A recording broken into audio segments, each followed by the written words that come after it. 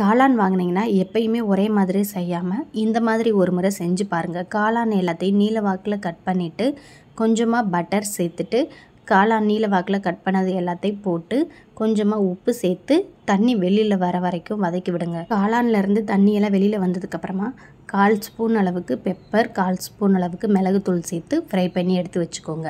2 முட்டை எடுத்திருக்கேன். கொஞ்சமாக உப்பு சேர்த்துட்டு 2 முட்டையும் நல்லா ஒயிட்டும் எல்லோவும் நல்லா மிக்ஸ் ஆகிற மாதிரி நல்லா பீட் பண்ணி எடுத்து வச்சுக்கோங்க.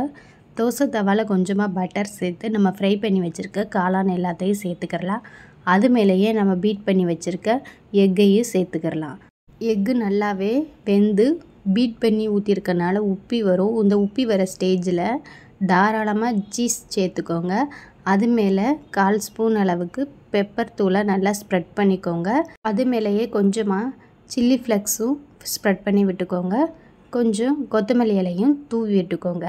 ஒரு 2 நிமிஷம் மூடி போட்டு லோ ஃப்ளேமில் வச்சுட்டு வேக விட்டு மடித்து எடுத்து சுட சுட டொமேட்டோ சாஸ் வச்சு சர்வ் பண்ணிங்கன்னா அவ்வளோ ஒரு சூப்பராக இருக்கும். சீஸி காளான் ஆம்லேட்டு தான்.